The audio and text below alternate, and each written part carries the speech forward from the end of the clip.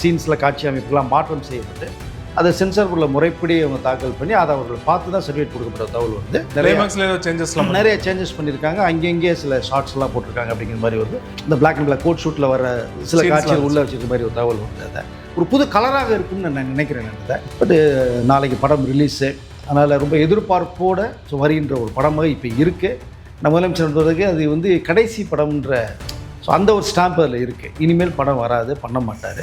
அப்போ இதை வந்து மிகப்பெரிய வெற்றி படமாகவும் வசூல் ரீதியாக ஒரு பெரிய அளவில் பண்ணணுங்கிற நோக்கத்தோடு ரசிகர்கள் மக்கள் அவருடைய கட்சி நிர்வாகிகள் இருக்கிற மாதிரி ஒரு தகவல் வருது. இப்போ விஜய் சார் படத்தை ஒரு தடவைக்கு 2 தடவை பார்த்துருக்காரு. 2 தடவை பார்த்துட்டு டிவிகேனுடைய கட்சி சார்பாக அந்த ரெஃபரன்ஸ் உள்ளுக்குள்ளே வரவே கூடாது, படத்தில் நீங்கள் எது வேணாலும் வச்சுங்க செஞ்சீங்க, அது உங்கள் விருப்பம், இதுக்குள்ளே வரக்கூடாதுங்க மாதிரி அவர் ரொம்ப உன்னிப்பாக பார்க்கப்பட்டு தான் லாஸ்ட் டைம் எலெக்ஷன் முன்னாடியே வந்துட்டு பார்த்தோன்னா இந்த படத்தை வெற்றி படம் ஆக்கக்கூடாது, இது விஜய் அவர்கள் தோல்வி படமாக மாறணும், வசூல் ரீதி அடிக்கணும் அப்படின்ட்டு பல பேருடைய ஒரு எண்ணமாக இருந்தது. அதன் விளைவாக தான் அந்த படம் வரவிடாமல் தடுக்கப்பட்டது. படத்தை பொறுத்தவரை நல்லா இருக்கிறதா ஒரு தகவல் வந்திருக்கு. விஜய் அவர்கள் ஃபஸ்ட் டைம் பார்த்துட்டு சின்ன சின்ன கரெக்ஷன் மட்டும் சொல்லியிருக்காங்க. இது கொஞ்சம் ஆர்டரை கொஞ்சம் மாற்றி பண்ணுங்கள் சார், அதெல்லாம் அவர் சொன்ன கரெக்ஷன்லாம் மாற்றி திரும்பி ஒரு வெர்ஷனாக காமிச்சு செகண்ட் டைம் காமிச்சிருக்காங்க. இது சென்சாருக்கு முன்னாடி சொல்கிறேன். ஓகே, அது பார்த்த உடனேயே அவர் பார்த்துட்டு படம் பிரமாதமாக இருக்குது, எனக்கு ரொம்ப ஹாப்பி, மக்கள் கையில் கொடுத்துருவாங்க, இது வெற்றியோ மிகப்பெரிய ஒரு வெற்றியோ மக்கள் கொடுக்கட்டும்.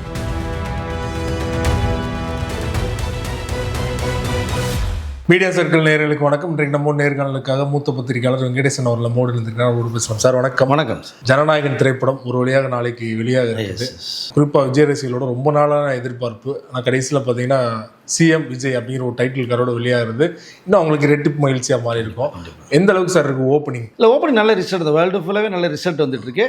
ஏன்னா ஒன்று இப்போ சில தேட்டர் என்ன ஓப்பன் பண்ணாமல் இருக்கிறனால அது கொஞ்சம் எல்லா பேருமே ஏன் சில தேட்டர் ஓப்பன் பண்ணல அப்படிங்கிற கொஸ்டின் வருது. அது சில டேர்ம்ஸ் கொஞ்சம் பேசிகிட்டு இருக்காங்க. ஸோ அந்த நெருக்கத்தில் வந்தோன்னா டக்குன்னு ஓப்பன் பண்ணுறதுக்கு வாய்ப்புகள் இருக்குன்னு நினைக்கிறேன்.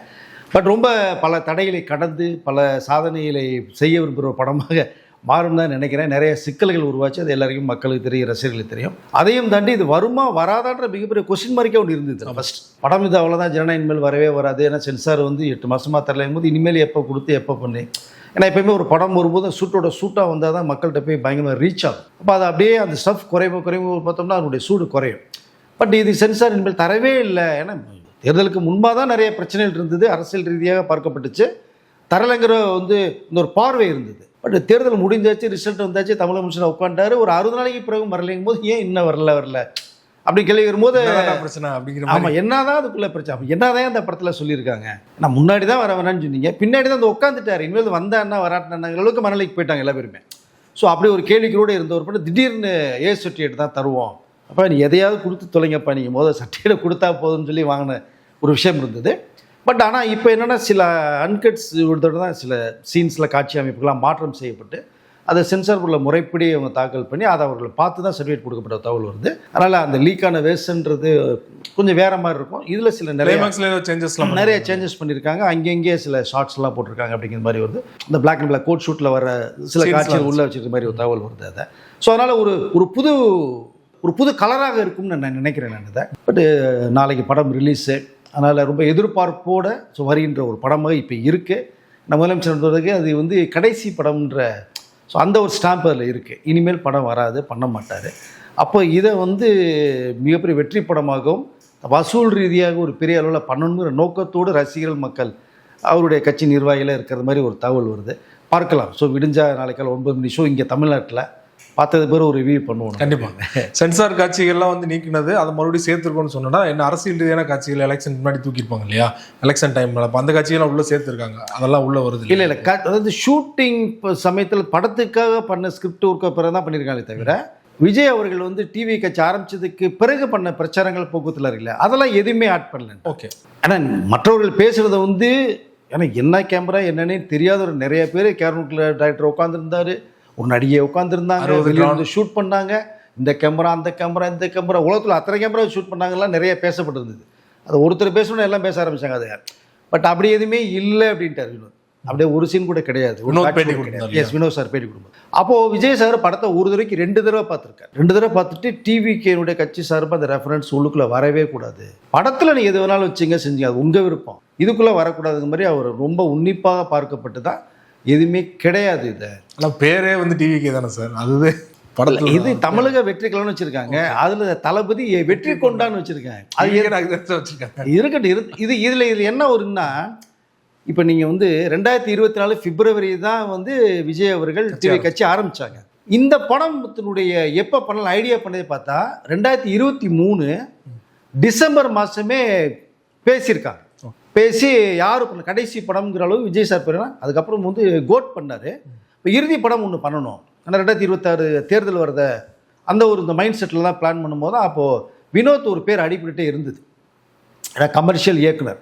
பட் அவர் பண்ணலாம் போது அவர் கூப்பிட்டு கேட்கும் போது தான், பட் அவர் வேற ஒரு கதை தான் சொல்கிறார் விஜய் சார்கிட்ட. ஏற்கனவே ஒரு லைன் சொல்லப்பட்ட கதை, ஒரு கதை டெவலப் பண்ணி சொல்லும்போது ஃபர்ஸ்ட் ஹாஃப் நல்லா இருக்குது, செகண்ட் ஹாஃப் ரொம்ப எக்ஸ்ட்ரீம் லெவலில் இருக்குது. அது இப்போது என்னோடய கடைசி படங்களை வேணான்னு சொல்லி விஜய் சார் மைண்ட் செட் பண்ணுறேன். அதுக்கு முன்னாடி கிட்டத்தட்ட ஒரு 20 பேர்கிட்ட இந்த கதை கேட்ட ஒரு விஷயம் இருக்குது. அப்போ இங்கே எல்லார்ட்டையும் கதை கேட்கும்போது வினோத் அவர்கள் சாய்ஸ் மைண்டில் வருது. அப்போது விஜய் சார் முடிவு பண்ணி வச்சுருந்தாங்க. ஸோ பகவத் கேசரி படம் பார்த்துட்டு இது நல்லா இருக்குது, நமக்கு ஆப்டாக இருக்குது. ஏன்னா ஏற்கனவே பிகில் ஸ்டோரி அவருக்கு நல்ல மெசேஜ் கண்டென்ட் இருக்குது. அப்படிங்கும்போது இதை எடுத்துட்டு வினோத் சொன்னது அந்த கதையை அப்படியே வச்சுருங்க, நான் எனக்கு பிடிச்ச ஒரு படம் ரீமேக் ஒன்று பண்ணலான்னு நினைக்கிறேன், இது உங்களுக்கு விருப்பம் இருந்தால் நீங்கள் பண்ணுங்கன்னு தான் சொன்னான். ஸோ ப்ரெஷர் கொடுக்க கிடையாது, உங்களுக்கு சாய்ஸ் ஓகேனா நீங்கள் இதை பண்ணலாம் அப்படின்னு. ஸோ ஏற்கனவே பிங்க்னு ஒரு அமிதாப் பச்சன் பண்ண படம் ஹிந்தியில், அது நல்ல சூப்பர் ஹிட் படம். அதை தான் விஜய் அஜித் அவர்களை வச்சு நேர்கொண்ட பார்வைன்னு பண்ணார். அதிலே அவர் கொஞ்சம் உடன்பாடு கம்மியாக இருந்தது. ஏன்னா அவர் பண்ண படங்களில் நிறைய 3-4 படங்கள் வந்து சூப்பர் டூப்பர் வச்சு ரியல் மேட்டரை வச்சு தான் பண்ணார். ஒரு ரீமேக் பண்ணால் நம்மளுடைய கொஞ்சம் நேம் இதாகுமேன்னு சொல்லி யோசித்திருக்காரு. அதில் அஜித் அவர்கள் நிறைய கமர்ஷியல் சீன்ஸ்லாம் ஆட் பண்ணாங்க, ஃபைட்லாம் ஒரு கமர்ஷியல் ஃபைட்லாம் ஆட் பண்ணாங்க. பட் தான் நீங்கள் கதைக்குள்ளே போகும்போது தேவையெல்லாம் ஃபைட் வச்சு அந்த ஃபைட் தேவையில்லைன்னு தான் பேசப்பட்டுச்சு உங்களுக்கு. அஜித் அவர்கள் போடுற ஃபைட் கிளாஸாக இருக்கும், ஆனால் அந்த இடத்துல ஃபைட் தேவையில்லைன்னா அது மாதிரி டைரக்டருக்கு ஒரு அந்த நேம் கொஞ்சம் வந்து இறங்கும். அப்போ அவர் யோசித்திருக்காரு, பகவத் கேசரி ஒரு தெலுங்கு படம் ரீமேக்கு, விஜய் சார் கடைசி படம் நம்ம பண்ணணுமா அப்படி யோசித்திருக்காரு. இருந்தாலும் சரி படம் பார்த்துட்டு சொல்கிறேன் சார் அப்படின்ட்டு தான் வந்திருக்கார். அப்போது அது விஜய் சார் வந்து கட்சி ஆரம்பிக்கலை, நல்லா பார்த்துங்க.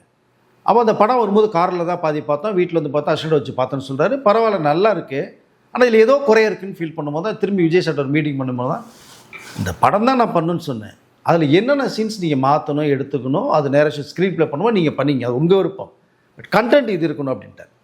அப்புறம் தான் சொல்லும்போது தான் வில்லன் வந்து இன்னும் கொஞ்சம் டெவலப் பண்ணணும் சார் நான், ஏன்னா இது கொஞ்சம் நார்மலாக இருக்குது, அப்போ தான் சார் அந்த ஹீரோயிசம் நிற்கும் நமக்கு, நீங்கள் பண்ண போகிற சீனுக்கு அது கொஞ்சம் டெப்த்து நல்லா இருக்கும்போது தாராளமாக பண்ணிக்கிங்க. ஆக்சுவலாக பாபி தேவல் கேரக்டர்லாம் பார்த்தீங்கன்னா படத்தில் ஹைலைட்டாக இருக்கிற மாதிரி இருக்குது. ஸோ அப்படி கதைக்காலம் மாற்றப்பட்டு பண்ணலாங்க முடிவு பண்ணுறாங்க. இப்போ நீங்கள் பிப்ரவரியில் இவர் கட்சி ஆரம்பிச்சார். இப்போ கட்சி ஆரம்பிக்கிறாரு, அது சம்மந்தப்படும் போது தான் இவர் கட்சி ஆரம்பிக்கும் பிறகு தான் அதில் செகண்ட் ஹாஃபே வந்து வினோதர்கள் மாத்திரதான் ஒரு தகவல் உண்டு. ஸோ தமிழகத்தினுடைய எதிர்காலம், தமிழ் மக்கள் என்ன நினச்சிட்டு இருக்காங்க, அவங்க என்ன ஃபேரில் இருக்காங்க, எப்படி மாறுதல் தேவைப்படுன்றாங்க, இதெல்லாம் களம் வச்சு தான் செகண்ட் ஹாஃபில் ஸ்க்ரீன் ப்ளே மாற்றிருக்காரு. மாற்றி கதை காலத்தை கொண்டு போகும்போது தான் அப்போ தமிழக வெற்றி கழகம் ஆரம்பிச்சிட்டாங்க. சரி கட்சி ஆரம்பித்தாச்சு, இறுதி படம், இனிமேல் அரசியல் வாழ்க்கை, அது சார்பாக இதில் கொண்டு வரலாம் அப்படின்ட்டு தான் தளபதி வெற்றி கொண்டாங்க அப்படிங்கிற பேரை அவர் சாய்ஸ் பண்ணியிருக்கார். ஸோ அப்படிங்கும்போது இந்த கதைக்கெல்லாம் அப்புறம் டைலாக்கு, அந்த பஞ்ச் டைலாக்கு, பேசக்கூடிய டைலாக்கு, சீன்ஸ் மாற்றப்பட்டது. அப்போது ஒரு பெண்ணு வந்து ஒரு நடுக்கத்தோடு இந்த சமூகத்தில் வாழ முடியாது, தைரியம் கொடுத்து வாழ வைக்கின்ற அந்த கண்டென்ட் ஃபஸ்ட் ஹாஃப் வரும். செகண்ட் ஹாஃபில் இந்த பெண்ணு தான் எப்படி இருக்குன்னா தமிழக மக்களே நடுக்கத்தோடு வாழ்ந்துட்டு இருக்காங்க, மிகப்பெரிய மாற்றத்தை எதிர்பார்க்குறாங்க, மாற்றத்தை உருவாக்குற ஒரு கேரக்டர் தான் இந்த தளபதி வெற்றி கொண்டான் போகிறாரு. ஸோ அப்படிங்கிறது மாதிரி கொண்டு இந்த ஜனங்களின் ஒரு நாயனாக மக்களால் போற்றப்படுறாரு மாதிரி தான் அந்த கதைக்காலத்தை மாற்றிருக்காங்க. ஜனநாயக நாயன்னு சொன்னீங்க, அதையுமே எச்.வினோத் சொல்லியிருப்பார். முதல்ல வந்து நாளைய தீர்ப்பு அவருடைய முதல் பட டைட்டில் தான் வைக்கிறத யோசிச்சோம், கடைசியில் பார்த்தீங்கன்னா ஜனநாயகன் முடிவாயிடுச்சுன்னா இல்லையா, ஒருவேளை அந்த டைட்டில் வச்சிருந்தா எலெக்ஷன் மாதிரி ரிலீஸ் ஆயிருந்தா ஆப்டாக இருந்திருக்கும் இல்லையா? ஆமாம் கண்டிப்பாக, அதில் அதுதான் சாய்ஸ் பண்ணினேன். நான் கூட வேற ஒரு சேனலில் பேசும்போது கூட இது ஜனநாயகத்துக்கு நாளை தீர்ப்பு வச்சுருந்தேன், இந்த அரசியல் வந்ததுக்கு பிறகு சிறப்பு என்ன தீர்ப்பு அப்படிங்கிறது வருமே அப்படின்மா. பட் அதுக்கு ஒரு எக்ஸ்பிளனேஷன் வந்து வினோத் கொடுத்துருக்காரு. நாளைய தீர்ப்பு தெரிஞ்ச பிறகு அந்த டைட்டில் அப்படி ஆஃப் ஆயிரும், அதோட முடிஞ்சுது. பட் ஜனநாயகன் அப்படின்னோம்னா அது எப்பயுமே வரலாற்றில் அந்த பக்கத்தில் அந்த நேம் இருந்துட்டு இருக்கும், மக்களுடைய நாயனாக ஜனநாயகன். அந்த அதாவது ஜனநாயகத்தை காப்பாற்றக்கூட ஒரு கேரக்டர் அப்படிங்கிறது ஒரு டைட்டில் ஆப்டாக இருக்கும். அப்படின்னா முதல்ல நமக்கு சொல்லும்போது ஜனநாயகன் என்ன நார்மலாக இருக்குது அப்படின்னு தான் ஃபீல் பண்ணோம். அது இப்போ வரும்போது அந்த கண்டென்ட்டோட கதை வரும்போது தலைப்பு வரும்போது கரெக்டாக இருக்குது. எப்பயுமே ஒரு படம் ஒரு வாரத்துக்கு அப்புறம் தான் மவுத்தால் தான் வெளியில் போகாது. ஸோ இது எப்பவும் பேசக்கூடிய படம் தான். அதனால் வந்து பிளான் பண்ணி எதுவுமே வந்து வினோத் அவர்கள் பண்ணலை. அந்த டைட்டிலு அப்புறம் தலைப்பு அப்படிங்கிறதெல்லாம் வந்து எதேச்சியாக அரசியல் கட்சி ஆரம்பித்தது பிறகு ஒரு இயக்குனருடைய அந்த தாட்ஸில் உருவான எப்பவுமே ஸ்க்ரீன் பிளே பண்ணும்போது நிறைய சீன்ஸ் டெவலப் பண்ணுவாங்க, அப்போ உருவானது தான் அது. அதனால் இந்த படம்ங்கிறது வேறே. அதனால் இந்த கரூர் சம்பவத்தில் நடந்த விஷயங்கள்லாம் நிறைய பேர் பேசினாங்கல்ல, சீனில் அமைக்கப்பட்டிருக்கு, கேமரா வச்சு எதுவுமே கிடையாதுன்னு தெளிவுபடுத்திட்டாரு. இந்த படம் வரதுக்கு முன்னாடி எவ்வளோ வழியிலே தாங்கி வந்திருக்கோங்கிறது எங்களுக்கு தான் தெரியும். இப்போ இவ்வளோ தூரம் அடிக்கும் போது சென்சாரில் கொஞ்சம் நிறைய ப்ராப்ளம் வரும்போது, இந்த பிரச்சனையில் வரும்போது கூட விஜய் அவர்கள் சொன்னாங்க, அரசியலில் நான் வந்துட்டேன்ல, இதெல்லாம் நடக்க தான் செய்யும், நான் பார்த்துக்கிறேன், நீங்கள் எதுலையுமே தலையிட வேண்டாம், ப்ரொடக்ஷன் ஹவுஸும் நீங்களும் தலையிடாதீங்க, உங்கள் வேலையை மட்டும் நீங்கள் பாருங்க, படத்தை முடித்து ரிலீஸ் வேலையை பாருங்கள், எப்போ வருதோ வரட்டும். பட் அவர் கூட சொல்லும்போது நான் எதாவது பேசணுமான்னு கூட வினோத் அவர்கள் வந்து கேட்ட விஷயம் இருக்குது. அப்போ விஜய் அவர்கள் வந்து இதுக்கும் உங்களுக்கு சம்மந்தம் கிடையாது, அரசியலை நான் நீங்கள் உள்ளே வராதீங்க, நீங்கள் உள்ளே வராதிங்க, ஏன்னா உங்களுக்கு ஃபியூச்சர் வேறு, தேவையில்லாமல் இதுக்குள்ளே வந்து நீங்கள் வர வேணும்னு சொல்லி தான் விஜய் அவர்கள் வந்து வினோத் அப்படியே ஒதுக்கி விட்டது. நீங்கள் பாட்டு உங்களோட அடுத்த படத்துக்கு வேண்டிய வேலையில் நீங்கள் பாருங்கள், இது ரிலீஸ் ஆகும்போது ரிலீஸ், சென்சார் எப்போ வருதோ வரட்டும், சர்டிஃபிகேட் வந்ததுக்கப்புறம் பார்த்துக்கோம்னு இதை எல்லாத்தையுமே ஆஃப் பண்ணி வந்து அவங்க வழியில் நீங்கள் போகணும்னு சொல்லி இவர் வெளில வந்தது. அதனால் எந்த காட்சியிலும் இந்த அமைப்புமே எதுவுமே இல்லை, 2 தடவை பார்த்ததுக்கு பிறகு எந்த ரெஃபரன்ஸ் வரக்கூடாதுன்னு விஜய் அவர்கள் பர்டிகுலராக சொல்லியிருக்காங்க. அது ஷூட்டிங்கும் பண்ணலை, எந்த கேமரா வச்சு பண்ணலங்கிறத தெளிவுபடுத்திட்டார் வினோத். பலருக்குமே விமர்சனம் பண்ண விஷயம் பார்த்தீங்கன்னா, ஜனநாயகன் படத்தை எலெக்ஷனுக்காக வந்து படக்குழுவே லீக் பண்ணிட்டாங்க. அதே வந்து ஒரு நேர்காணலில் வந்து வினோத் அவர்கிட்டே கேட்குறாங்க, கேட்கும்போது அவரே சொல்லிட்டாரு, நான் நிறையா வாட்டி சொல்லிட்டேன், இருந்தாலும் திரும்ப சொல்கிறேன், மறுபடியும் முதல்ல இருந்து சொன்னார் இல்லையா. ஸோ இதை எப்படி எடுத்துக்கிறது? அவர் விளக்கம் கொடுத்தாலுமே தொடர்ச்சியாக அந்த மாதிரி கேள்விகளை கேட்கும்போது அவருக்கே ஒரு அயற்சியாக இருக்கும் இல்லையா? இல்லை, அதுதான் அவர் சொன்னார், வாழ்க்கையில் நான் 2 தடவை தான் அழுதேங்கிறார். ஒன்று அந்த ஜனநாயக படம் லீக் ஆகும்போது ரொம்ப நான் அழுதேன், நான் படம் ரிலீஸ் ஆகாமல் ஆகாதான்ற கேள்வி வரும்போது நான் அழுதேன் அப்படின்றார். பட் அந்த வழி அவர்களுக்கு தான் தெரியும். 400 ரூபா போட்டு எடுக்கப்பட்ட ஒரு படம் இப்படி முடங்கி போச்சு, லீக் ஆச்சும் போது அந்த வேலையில் இருப்பாங்க.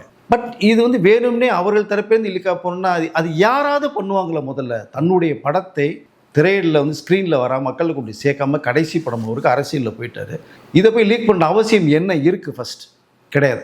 அதாவது வினோத் அவர்கள் சொல்கிறாங்க, அப்போ லீக் ஆகும்போது இருந்த கவர்மெண்ட் வேறு. பட் அதிரடியாக ஒரு போலீஸ் டீம்லாம் வச்சு வந்து என்கொயரி பண்ணி ஒரு டக்குன்னு உடனடியாக 7-8 பேரை தூக்கி உள்ளே வச்ச ஒரு விஷயம்னு ஒன்று இருக்குது, தெளிவுபடுத்திட்டாங்க. போலீஸ் டிபார்ட்மெண்ட் நல்ல வேலை செஞ்சாங்க அப்படின்னு இந்த தகவலை சொல்கிறார். நாங்கள் லீக் பண்ணிவிட்ட அவசியம் இல்லைல்ல, எப்படி லீக் பண்ணாலும் அந்த விஷயம் தெரியாமல் போயிடுமா உங்களுக்கு? அதை தெரியும்.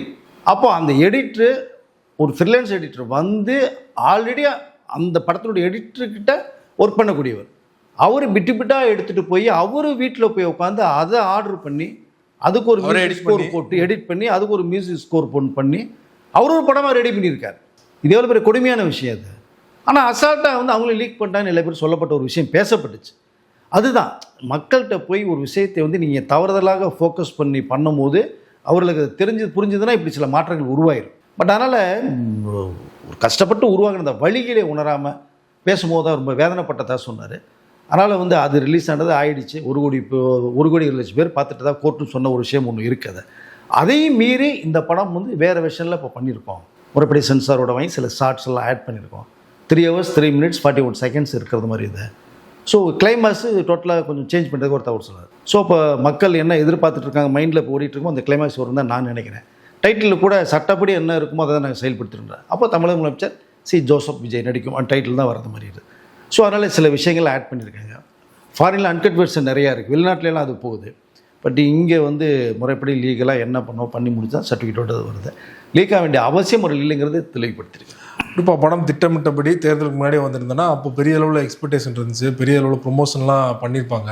ஆனால் இப்போது விஜய் அவர்கள் சிஎம் ஆகி கிட்டத்தட்ட 75 நாள் ஆயிடுச்சு. ஆனால் படம் ரிலீஸ் ஆகிற ஒரு அறிகுறியே இல்லை, நிறைய ப்ரொமோஷன்ஸ்லாம் பண்ண வேணாம்னு முடிவு பண்ணி திட்டமிட்டு தவிர்த்துட்டாங்களா? ஏன் அந்தளவுக்கு ப்ரொமோஷன் பண்ணல? இல்லை, அதுதான் நான் ஏற்கனவே சொன்னேன் உங்களுக்கு. எப்போயுமே ஒரு படம் வந்து குறிப்பிட்ட டயத்துக்கு வரும்போது அதனுடைய எக்ஸ்பெக்டேஷன் அதிகமாக இருக்கும், மாரவாரம் அதிகமாக இருக்கும். இப்போது தீபாவளின்னு எதிர்பார்த்துட்டே நீங்கள் இருப்பீங்க இல்லையா? தீபாவளி முடிஞ்சுன்னா அடுத்த வருஷம் தீபாவளி தான், அது வரும்போது வட்டுன்னு விட்டுருவீங்க. அதுதான் நேச்சுரல். ஒரு யதார்த்தமாக சொல்லணும்னா பரவாயில்ல. அது ஜனவரி 9 எதிர்பார்த்தாங்க, 9 வரல. சரி, பிப்ரவரி மார்ச் வரும்னு எதிர்பார்த்தாங்க, மார்ச் வரலையும் போது அதனுடைய ஸ்டஃப் கொஞ்சம் குறையுது. இப்போ ஏப்ரல் எலெக்ஷன் வருது, அதில் சூடு பறகுது. அந்த சினிமா அப்படிங்கிற அந்த ஒரு விஷயத்தையே மறந்து இன்னைக்கு பார்த்தா அரசியல் நிலவரத்தை நிறைய பேச ஆரம்பிச்சாங்க. இன்னொன்று என்னன்னா, அவர் எப்பயாவது வருஷத்துக்கு ஒரு படம் நடிப்பார், தியேட்டரில் போய் பார்க்குறது கூட்டம் வரும், டெய்லி செய்தி சேனல்லே வந்து பார்த்துடுறாங்களே, அதனால ஒரு எக்ஸ்பெக்டேஷன் கம்மி ஆயிடுச்சு. டெய்லி அவர் பார்க்குறாங்க, இல்லை அதுதான் பேசுகிறாங்க. எஸ், அவர் மக்களை போய் சந்திக்கிறாரு, நிறைய விஷயங்கள் பேசுகிறாரு, என்ன நடக்குது தமிழகத்தில் நடந்துகிட்டு இருக்கு, என்ன மற்றவர்கள் பேசுகிறாங்க, இவர் என்ன பேசுகிறாரு, என்ன பண்ணுறாருங்கிற சட்டசபை லைவ் டெலிகாஸ்ட் வேறு பண்ணாங்க.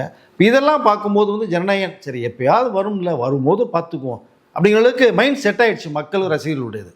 அதனால் இப்போ நீங்கள் போன ஜூன் 22 விஜய் சார் பர்த்டேக்கு வர்றது மாதிரியும் ஒரு எதிர்பார்ப்பு இருந்துச்சு. அப்போ வந்திருந்தா கூட இன்னும் கொஞ்சம் அதிகமாக இருந்துடும் ஹைப்பு. அதுவும் வரல. இப்போ டோட்டலாக அதனுடைய அந்த எதிர்பார்ப்பு வந்து டோட்டலாக கொஞ்சம் வந்து குறைஞ்சது மாதிரி போயிடுச்சு. திடீர்னு தான் 23 பிளான் பண்ணி 23 விட லாஸ்ட் வீக் தான் அனௌன்ஸ்மெண்ட் கொடுத்தாங்க. இப்போ லாஸ்ட்டாக ஒரு 2 days பேக் 18 seconds ஒரு டீசர் விட்டு தான் கன்ஃபார்ம் டேட்டே வேறு போட்டாங்க. அது வரைக்குமே 23 வருமா வராதானே கேள்வி இருந்தது. இன்னைக்கு நான் பேசும்போது சில பேர்ட்டு கூட சார் நாளைக்கு படம் வருமா அப்படின்னு நேற்று கேட்டாங்க. என்னங்க டிக்கெட்லாம் புக் பண்ணி எல்லாமே போயிட்டு ஃபாரின்லாம் புக் பண்ணி எல்லாம் போயிடுச்சு. இல்லை சார் நிறையா தியேட்டரில் புக்கிங் ஓப்பன் ஆகலை சார். அவங்க ஓப்பன் ஆகலை, அது பிஸ்னஸ் விஷயமாக சில டைம்ஸ் பேசிகிட்டு இருக்காங்க. அது எப்படி இருந்தாலும் ஈவினிங்குள்ளே பேசி முடிச்சிட்டாங்கன்னா ஓப்பன் ஆனால் அது 5 நிமிஷத்தில் டிக்கெட் சேல் ஆக போகுது. அப்படி இல்லை நாளைக்கு காலையில் 8 மணிக்கு ஓப்பன் பண்ணாலும் 9 மணி ஷோ ஃபுல்லாக போகுது.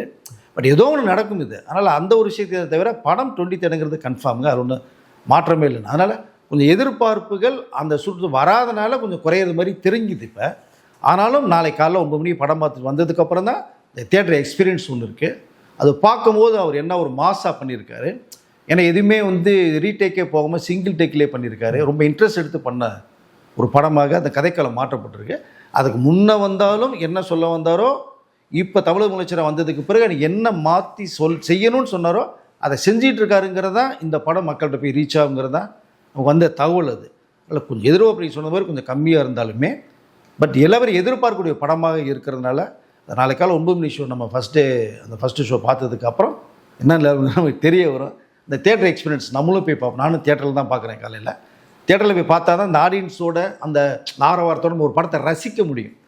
ஸோ அதனால் அது கொஞ்சம் இந்த எதிர்ப்பு இருக்குது. பார்க்கலாம் நாளைக்கு என்ன நிலவரம் எப்படிங்கிறத பார்த்து நாளைக்கு கலெக்ஷன் பற்றி ஒரு கம்பேரிசன் கண்டிப்பாக வந்துடும். ஜியோவுடைய முன்னாடி படத்துலேருந்து சரி இல்லை ஆப்போசிட்டில் இருக்கிற நடிகர்களோட படத்தையும் வச்சு கம்பேர் பண்ண போகிறாங்க. ஸோ இந்த படம் எந்த அளவுக்கு ஒரு பெஞ்ச் மார்க் கிரியேட் பண்ணணும்னு நினைக்கிறீங்களா? கலெக்ஷன் பெஞ்ச் மார்க் கிரியேட் பண்ணணும்னு வந்து எல்லா பேரும் ஆசைப்பட்றாங்க. ஏன்னா இறுதி படம் இல்லை, இது மிகப்பெரிய வெற்றி படம். இது வந்து ஆக்சுவலாக லாஸ்ட் டைம் எலெக்ஷன் முன்னாடியே வந்து பார்த்தோன்னா இந்த படத்தை வெற்றி படம் ஆக்கக்கூடாது, இது விஜய் அவர்கள் தோல்வி படமாக மாறணும், மசூல் ரீதி அடிக்கணும் அப்படின்ற பல பேருடைய ஒரு எண்ணமாக இருந்தது. நம்ம யாரும் குறிப்பிட்டு சொல்ல விரும்பலை, நம்ம தேவையில்லை. பட் பலருடைய எண்ணமாக இருந்தது. அதன் விளைவாக தான் அந்த படம் வர விடாமல் தடுக்கப்பட்டது. ஆனால் இன்றைக்கி அது வரும்போது கண்டிப்பாக அது எல்லா பேருமே எதிர்பார்ப்பு என்னென்னா இந்த படம் வந்து ஆட்டோமேட்டிக்காக ஒரு வெற்றி படமாக அமையும் அப்படிங்கிறத அந்த கதைக்களம் இருக்குங்கிறத நான் நினைக்கிறேன். ஏன்னா ஒரு அருமையான ஒரு கண்டென்ட், ஒரு மெசேஜ் இருக்குது உள்ளுக்குள்ளே. இப்போ அதையும் தாண்டி நீங்கள் சொன்ன பெஞ்ச் மார்க் அப்படிங்கிறது இந்த 1000 கோடி அப்படிங்கிற அந்த கனவு இருந்துகிட்டே இருக்குது. இவை ஒருவேளை படம் நல்லா லேட்டாக வந்தால் கூட பரவாயில்ல, படம் நல்லா இருக்குது, சிறப்பாக இருக்குது அப்படின்னு மக்கள் கொண்டாடிட்டாங்க அப்படின்னால் கண்டிப்பாக அது 1000 கோடி வாய்ப்புகள் நிறையா இருக்கும். மிகப்பெரிய ஒரு வெற்றி படம் அமைகிறதுக்கு வாய்ப்புகள் நிறையா இருக்கும். பட் படத்தை பொறுத்தவரை நல்லா இருக்கிறதா ஒரு தகவல் வந்திருக்கு. விஜய் அவர்கள் ஃபஸ்ட் டைம் பார்த்துட்டு சின்ன சின்ன கரெக்ஷன் மட்டும் சொல்லியிருக்காங்க. இது கொஞ்சம் ஆர்டரை கொஞ்சம் மாற்றி பண்ணுங்கள் சார், அதெல்லாம் அவர் சொன்ன கரெக்ஷன்லாம் மாற்றி திரும்பி ஒரு வெர்ஷனாக காமிச்சு செகண்ட் டைம் காமிச்சிருக்காங்க. இது சென்சாருக்கு முன்னாடி சொல்கிறேன். ஓகே, அது பார்த்த உடனேயே அவர் பார்த்துட்டு படம் பிரமாதமாக இருக்குது, எனக்கு ரொம்ப ஹாப்பி, மக்கள் கையில் கொடுத்துருவோம், இது வெற்றியோ மிகப்பெரிய ஒரு வெற்றியோ மக்கள் கொடுக்கட்டும் அப்படி முடிவு பண்ணி அதுலேருந்து இது வரைக்குமே அந்த டாபிக் எதுவும் பேசலை. ஸோ அதனால் அவரும் வந்து நிறைய விஷயங்கள் சில எக்ஸ்ட்ரா ஷார்ட்ஸ் மட்டும் சின்னதெல்லாம் போட்டு அதுவும் விஜய் அவர்கள் இந்த கவனத்துக்கு போயிருக்கு. சார் இது சின்ன சின்ன ஷார்ட்ஸ்லாம் சேர்த்துருக்கோம், இதையும் வரும்போது ஓகே உங்களுக்கு ஓகேனா ஓகே அப்படின்ட்டார். ஸோ அதனால் இது மிகப்பெரிய வெற்றி படமாகவும் அந்த வசூல் ரீதியாக அந்த பெரிய ட்ரீம் அச்சீவ்மெண்ட் பண்ணணும் அப்படிங்கிறதா நம்ம எல்லா பேரும் எதிர்பார்ப்பாக இருக்குது. பார்க்கலாம் மக்களுடைய தீர்ப்பு அப்படிங்கிற ஒன்று இருக்குல்ல, ஒரு தீர்ப்பை கொடுத்தாமல் முதலமைச்சராக உட்கார வச்சுட்டாங்க மக்கள். இந்த படத்தினுடைய தீர்ப்பு மக்கள் என்ன சொல்கிறாங்கிறத பார்ப்போம். நாளைக்கு படம் பார்த்துட்டு மீண்டும் பேசலாம் சார். ஜனநாயகன் ரொம்ப பிள்ளை விஷயம் பார்த்து மிக்க நன்றி.